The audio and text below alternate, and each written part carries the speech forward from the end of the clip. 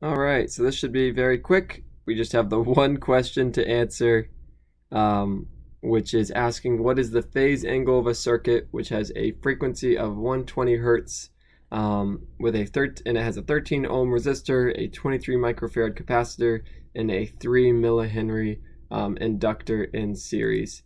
And so if we ever see phase angle, you always immediately want to jump to tangent, because there's basically one equation for phase angle where the phase angle equals XL minus XC over R.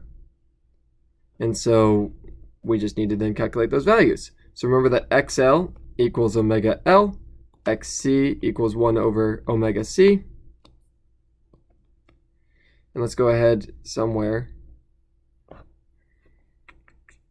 Move this up.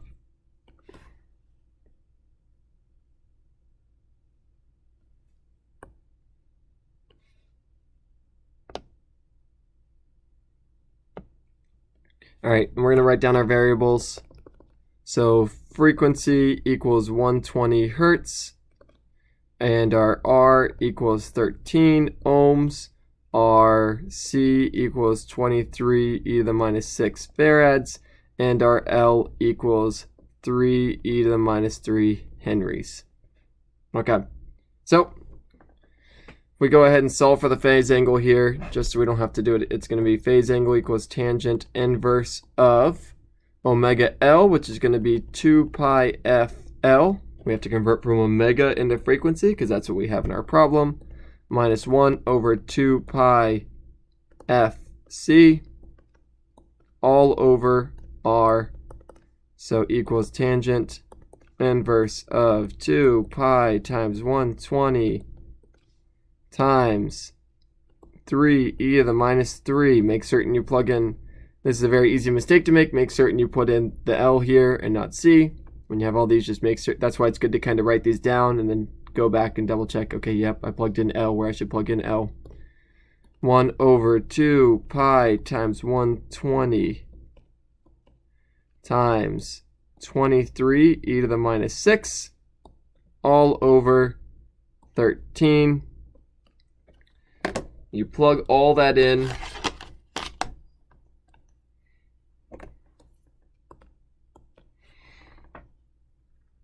So tangent inverse, make certain your calculator is in degree mode because that's an easy mistake to make as well.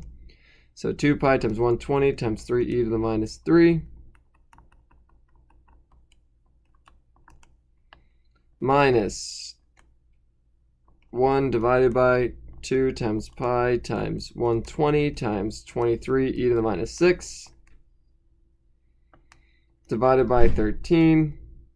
And you are going to get negative 76.79 degrees. So this is why I mentioned that negative degrees. You may be like, well, that doesn't make sense. Why? What's the difference between negative and positive? This means our voltage is behind our current.